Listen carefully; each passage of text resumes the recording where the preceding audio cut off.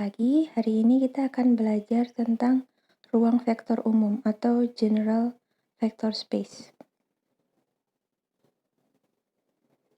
Jadi, sebelumnya kita memandang vektor sebagai ruas garis berarah atau panah. Lalu, pandangan kita meluas menjadi vektor bisa kita tulis sebagai koordinat di kuliah sebelumnya, khususnya di koordinat R2 dan R3. Lalu kita perluas lagi R2 dan R3 ini menjadi sepanjang n buah bilangan terurut, dan kita menulisnya sebagai R pangkat n. Nah, sekarang pandangan kita terhadap vektor akan lebih luas lagi, yaitu dengan mengambil beberapa sifat aljabar penting dari R pangkat n. Sifat-sifat tersebut ada 10 dan dibuat menjadi suatu aksioma, dan himpunan apapun yang memenuhi 10 aksioma tersebut bisa kita pandang sebagai ruang vektor. Untuk minggu ini, kita rencana akan belajar 3 hal. Yang pertama, ruang vektor untuk real. Yang kedua, subruangnya atau subspace. Dan yang ketiga adalah kebebas linearan atau linear independence. Untuk hari ini kita hanya membahas nomor 1. Nah, ini alasan kita hanya membahas nomor 1 karena nomor 1 sudah panjang. Jadi kuncinya di subbab ini adalah harus rajin latihan menulis 10 sifat ini. Jadi pertama, definisi dari ruang vektor. Kita punya dulu himpunan V. Kita kasih nama V himpunannya. Dia himpunan sebarang. Isinya objek-objeknya bisa macam-macam. Syaratnya dia tidak kosong. Dia juga harus punya 2 buah operasi. Yang pertama, penjumlahan. Dan yang kedua, perkalian oleh skalar. Skalar di sini artinya kita mengambil skalar dari himpunan lain, bukan dari V, tetapi dari bilangan real. Jadi kita punya 2 himpunan, kita punya himpunan V yang akan kita tunjukkan dia ruang vektor. Terus kita punya himpunan yang berisi skalar, yaitu bilangan real. Untuk penjumlahan, dia merupakan operasi terhadap 2 buah objek dan dua-duanya ada di V. Jadi kita ambil U dan V di dalam V besar. Kita punya definisi operasi penjumlahan U plus V. Di sini U dan V boleh merupakan objek yang sama, jadi kita bisa menjumlahkan U ditambah U. Nah, untuk penjumlahan tadi dua-duanya ada di V, tetapi untuk perkalian skalar, kita mengalihkan K-nya ini ada di bilangan real, dengan U di V. Jadi untuk perkalian skalar, kita butuh skalar dari bilangan real, dan kita butuh U dari V, lalu kita punya KU, K dikali U. Jadi ini 2 buah operasi yang terdefinisi di V. Lalu, jika V memenuhi seluruh 10 aksioma ini, maka dia bisa disebut ruang vektor. Lebih lengkapnya lagi sebenarnya disebutnya V ruang vektor atas bilangan real, karena tadi kita punya skalarnya ada di real. Tetapi karena di aljabar linear elementer selalu pakai real, kita bisa tidak usah sebutkan realnya. Jadi kita cukup mengatakan V adalah ruang vektor. Jadi dia harus memenuhi 10 buah sifat. Sifat 1-5 ini berkaitan dengan penjumlahan. Sifat 6-10 ini perkalian skalar. Ini U tambah V. Yang 6-10 tentang K kali U. Kita lihat sifatnya. Dari penjumlahan, sifat yang paling penting adalah nomor 1. Untuk perkalian skalar, sifat yang paling penting juga adalah nomor 6. Nomor 1 mengatakan, jadi di sini semua yang dicetak tebal ini adalah elemen-elemen di V. U, biasanya isinya U, V, W, dan lain-lain. Itu ada di V, dicetak tebal, dia kita sebut vektor. Jadi elemen-elemen di V kita disebut vektor. U, V, W adalah vektor di V. Dan K adalah skalar di R, bilangan real.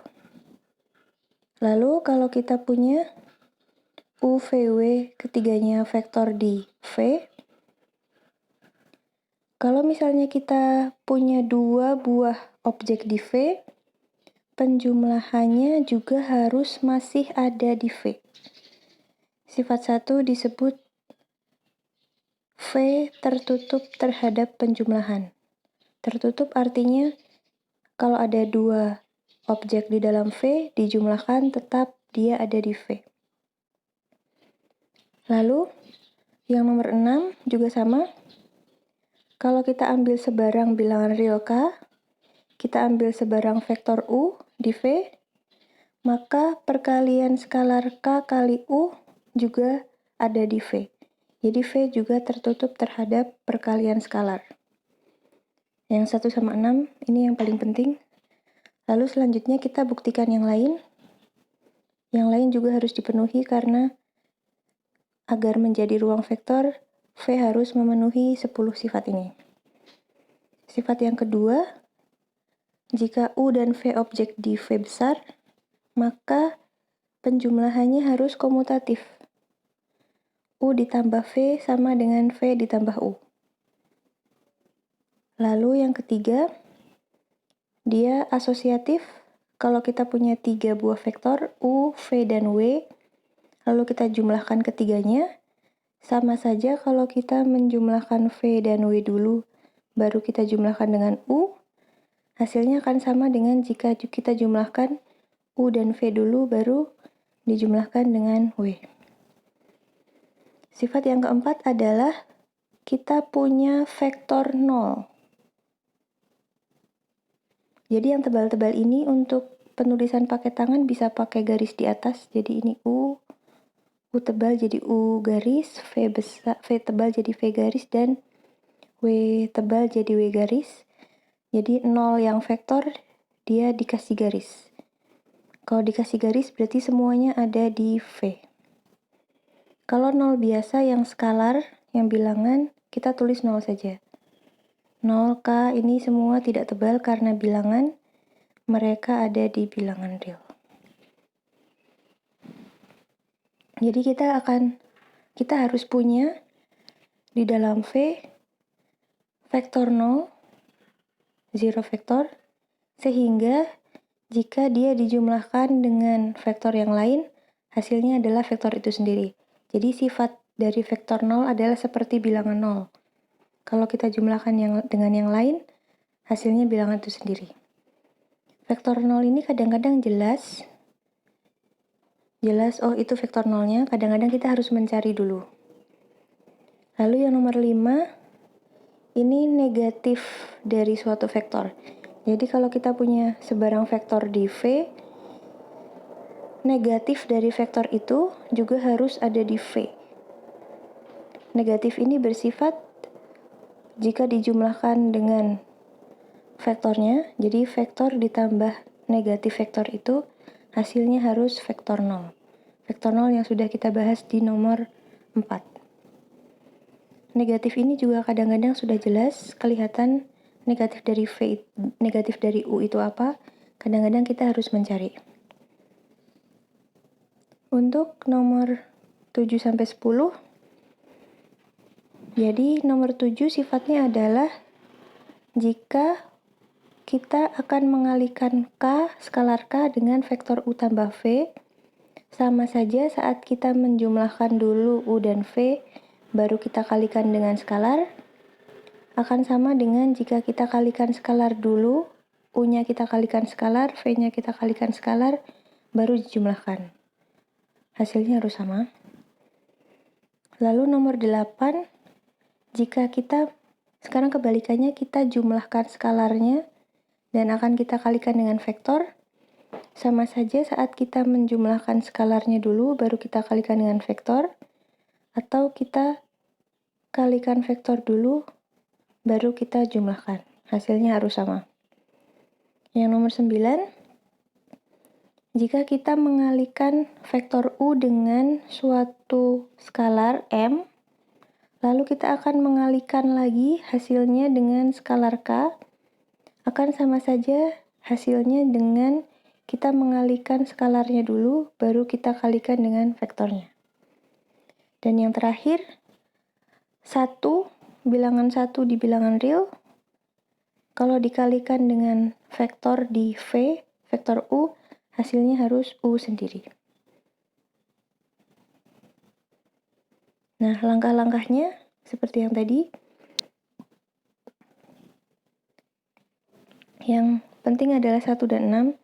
Pertama, kita identifikasi dulu V-nya. Tadi V-nya adalah himpunan tidak kosong, objeknya bisa macam-macam, nanti bisa bilangan, bisa matriks, atau bahkan bisa fungsi atau bisa polinomial.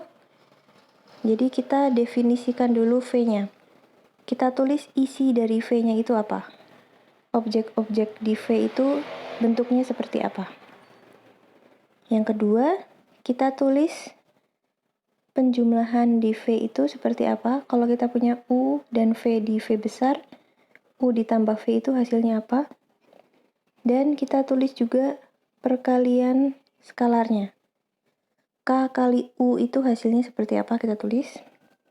Lalu, kita buktikan dulu pertama aksioma 1 dan 6, yaitu sifat V berupa tertutup terhadap penjumlahan dan tertutup terhadap perkalian skalar. Baru sisanya kita tunjukkan 2, 3, 4, 5 untuk penjumlahan dan perkalian skalarnya 7, 8, 9, 10. Kita kasih contoh yang sudah terkenal. Kita ingin memeriksa apakah R kuadrat adalah ruang vektor atas real. Atau seperti tadi, atas realnya bisa kita hilangkan, jadi periksa apakah R kuadrat ruang vektor. Nah, pertama kita definisikan dulu. Step 1, identifikasi isi atau objek-objek dari V besar. Jadi karena dia bilangan real, isinya bakalan seperti ini, X1, X2, di mana elemen pertamanya X1 itu bilangan real dan elemen keduanya X2 juga bilangan real. Lalu langkah yang kedua, identifikasi penjumlahan dan perkalian skalar. Penjumlahannya yang seperti biasanya pada real kuadrat atau R2. Jadi kalau kita punya U dan V, U-nya U1, U2, di mana U1 bilangan real, U2 juga bilangan real. V-nya juga V barnya atau V tebalnya, isinya juga V1, V2, di mana V1-nya bilangan real dan V2-nya bilangan real. Kita punya kalau penjumlahan di R2 itu U1, U2 ditambah V1, V2 adalah U1 ditambah, ini salah.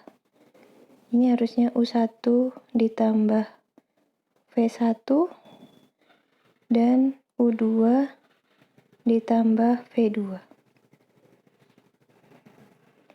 Dan kita tahu bahwa U1 ditambah V1 itu masih bilangan real, U2 ditambah V2 juga masih bilangan real.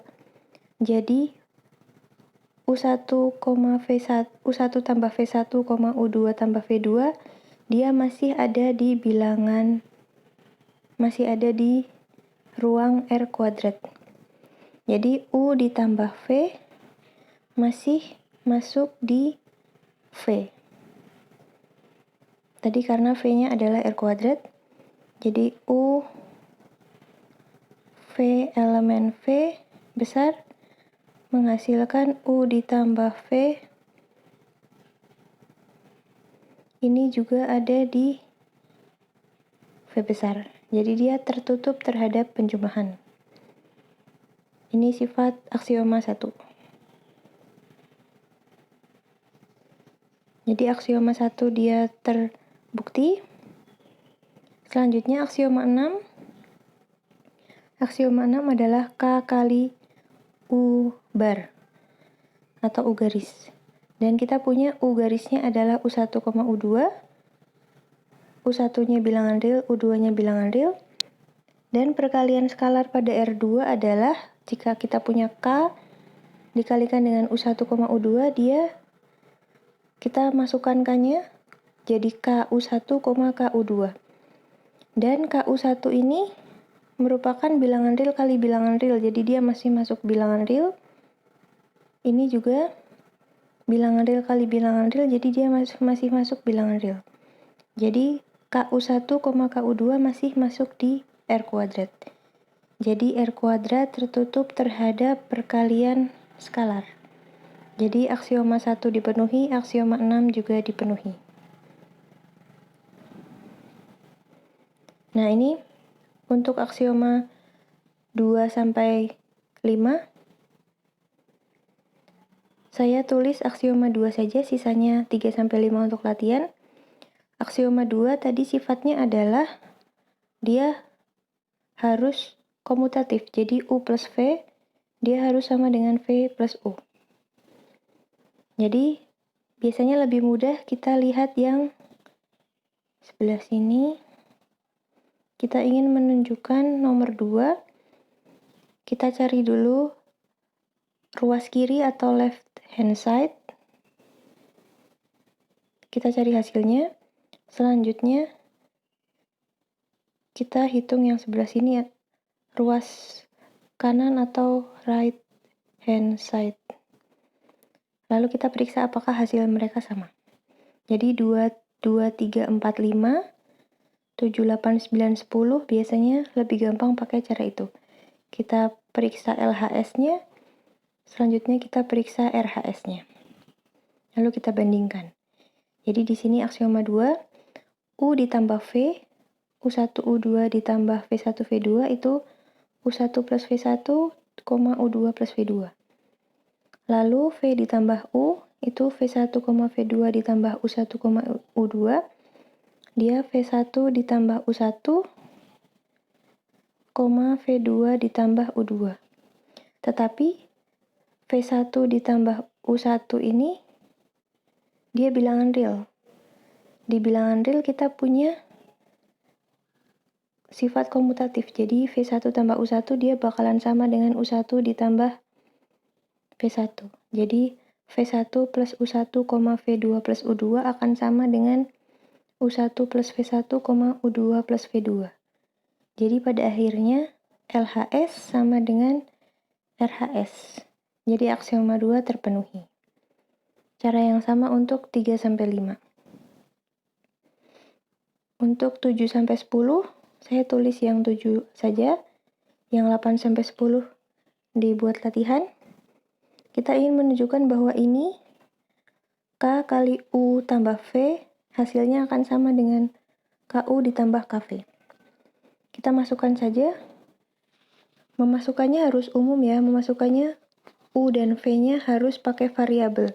Jadi kita tidak bisa hanya dengan contoh, misalnya saya ambil U1, U2-nya langsung 1,2, V1, V2-nya saya masukkan misalnya min 7,10 gitu.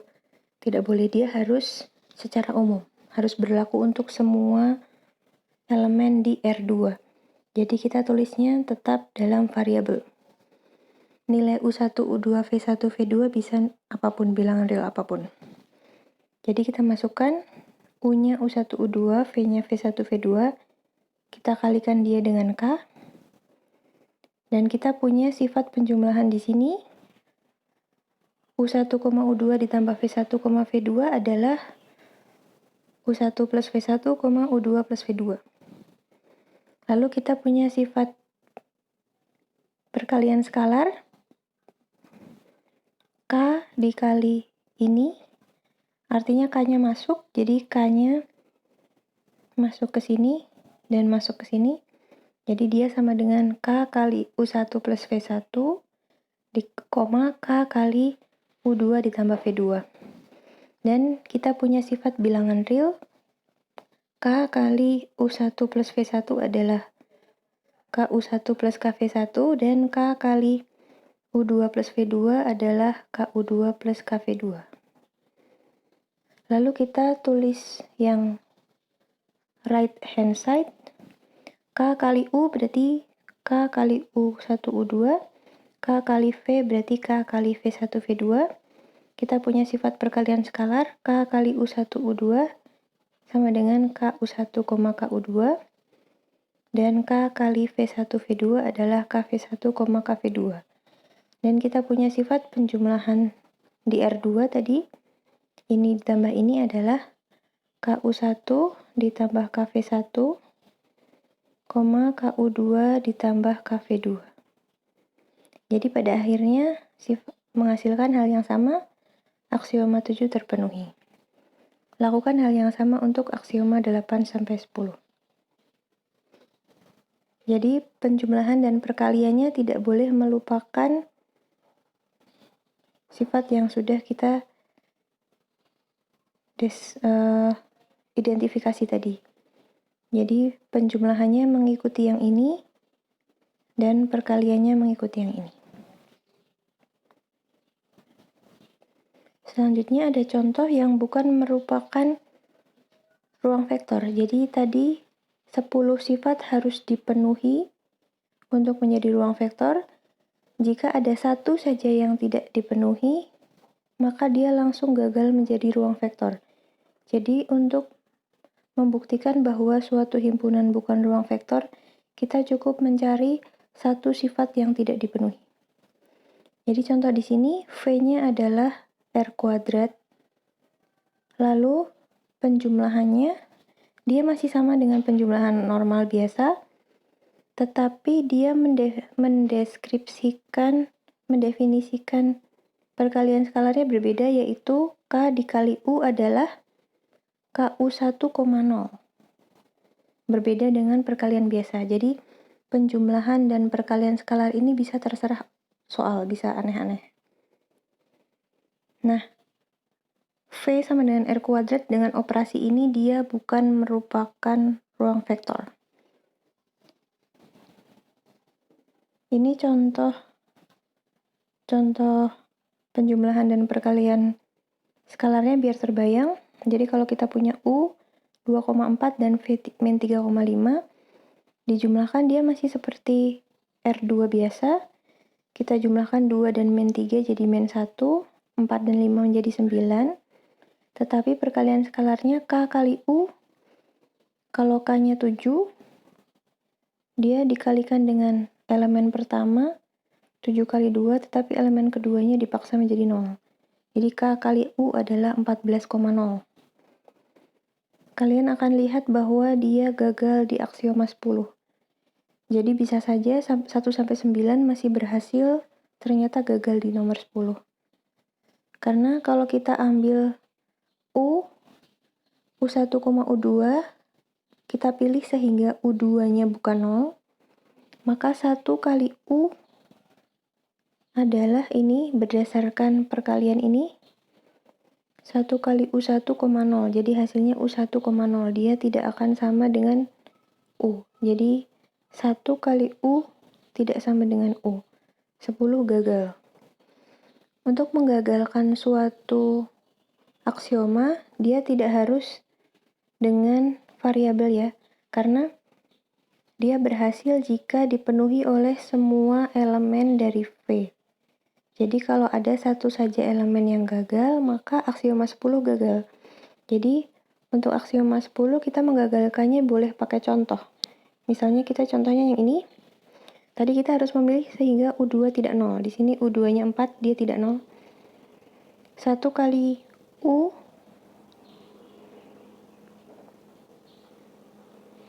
1 kali U itu adalah 1 kali 2,4. Nah, dia hasilnya adalah 1 kali 2,0. Dia hasilnya 2,0. 2,0 tidak sama dengan U sendiri, yaitu 2,4. Nah, yang menggagalkan aksioma 10 boleh pakai contoh seperti ini.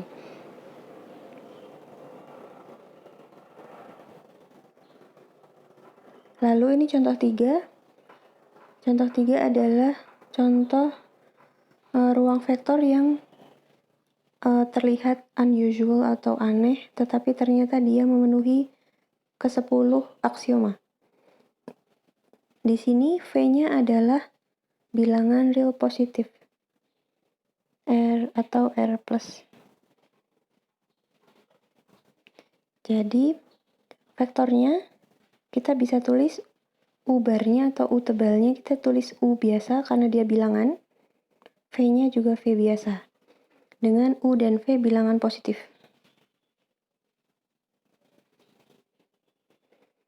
Lalu penjumlahan dan perkalian skalarnya aneh di sini. Penjumlahannya adalah perkalian. Jadi penjumlahan vektor U dan V itu adalah perkalian bilangan U kali V. Dan perkalian skalar K kali U itu adalah perpangkatan U pangkat K. Contohnya kalau kita ambil U-nya 1, V-nya 1, 1 ditambah 1 adalah 1 kali 1, yaitu 1. Lalu kita ambil K-nya 2, V-nya 1, K kali U yaitu 2 kali 1 adalah U pangkat K, 1 pangkat 2. Jadi dia hasilnya 1. Jadi di sini operasinya agak aneh, tetapi dia memenuhi ke-10 aksioma. Bisa dicek, di sini hanya akan dicek aksioma 4, 5, dan 7. Sisanya sebagai latihan. Dan aksioma 4 mengatakan bahwa V harus memiliki vektor 0. Tetapi vektor 0 di sini bukan bilangan 0. Vektor 0 di sini adalah bilangan 1. Tadi syaratnya vektor 0 adalah 0 ditambah U harus sama dengan U ditambah 0 harus sama dengan U sendiri. Nah, 1 memenuhi sifat ini, yaitu vektor U, yaitu bilangan U, ditambah 1, dia penjumlahannya adalah perkalian bilangan. U ditambah 1 adalah U kali 1 dan dia sama dengan U sendiri. Jadi memenuhi U ditambah vektor 0 sama dengan U sendiri. Dibalik juga sama, 1 ditambah U adalah 1 kali U sama dengan U sendiri. Jadi vektor 0 ditambah vektor U sama dengan vektor U sendiri, di mana vektor 0-nya adalah bilangan 1. Aksioma 5, negatif dari U atau minus U, dia adalah seper U, bukan minus U. Jadi, maksudnya bukan minus dari U. Jadi, negatif dari U di sini seper U, karena sifatnya U, vektor U ditambah negatif dari vektor U harus sama dengan vektor 0. Jadi jika kita masukkan negatif U itu seper U, jadi U ditambah seper U. Tadi kita lihat penjumlahannya adalah perkalian bilangan. U ditambah seper U adalah U kali seper U. Dan dia hasilnya 1. Sementara 1 adalah vektor 0 di ruang vektor ini. Jadi memenuhi. U ditambah negatif dari U adalah vektor 0. Terakhir aksioma 7. Untuk left hand side-nya, K kali U ditambah V. U ditambah V adalah U kali V. Jadi ini adalah K kali U kali V. Dan K kali U kali V adalah vektor di dalamnya dipangkatin K. Jadi dia dipangkatin K. Dan UV dipangkatin K menghasilkan U pangkat K kali V pangkat K dari sifat perpangkatan. Sementara right hand side-nya KU ditambah KV, KU adalah U pangkat K, KV adalah V pangkat K, dan U pangkat K ditambah V pangkat K adalah U pangkat K kali V pangkat K, sehingga hasilnya U pangkat K V pangkat K. Jadi mereka sama, aksioma 7 terpenuhi. Jadi sisanya masih ada, tadi cuma 4, 5, dan 7. Masih ada 1 sampai 3, 6, dan 8 sampai 10 untuk latihan. Tugas kelompok pertama dibuat menjadi 4 kelompok. Untuk kelompok 1, semuanya membuktikan bahwa himpunan V ini adalah ruang vektor. Untuk kelompok 1, V adalah ruang vektor 0. Artinya dia isinya cuma vektor 0 saja.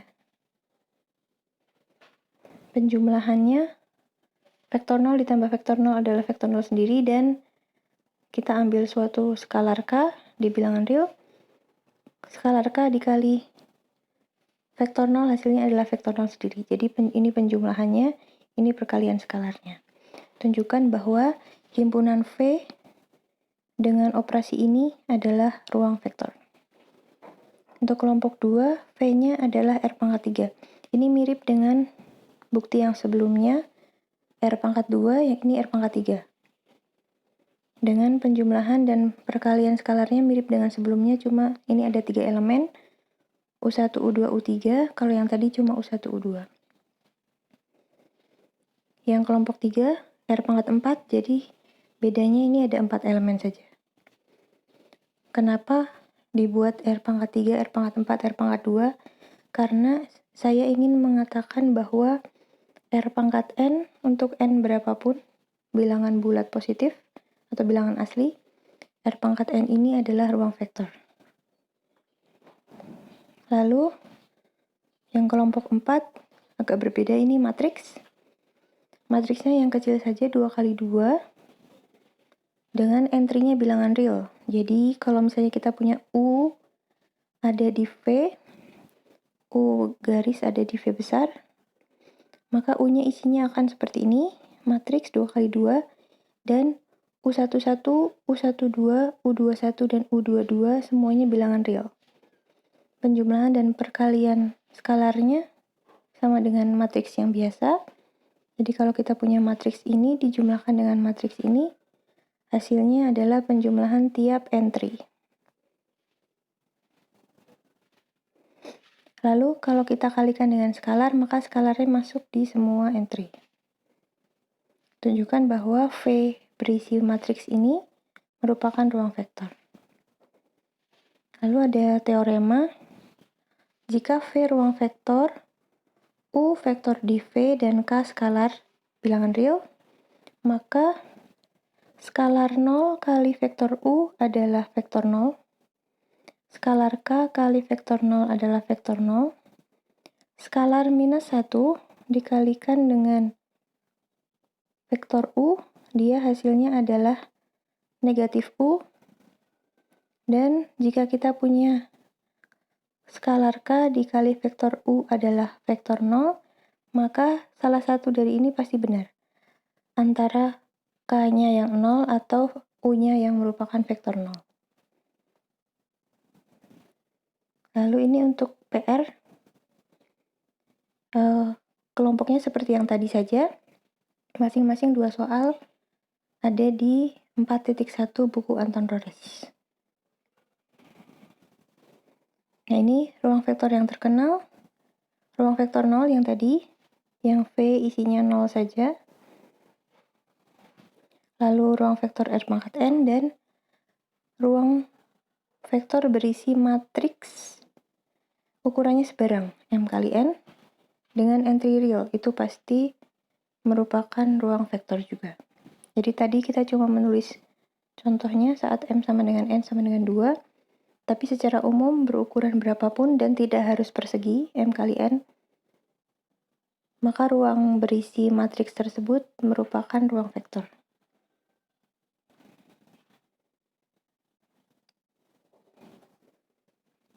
Jadi PR-nya dan latihannya bisa dilihat di 4.1 Anton Rores, halaman sekian.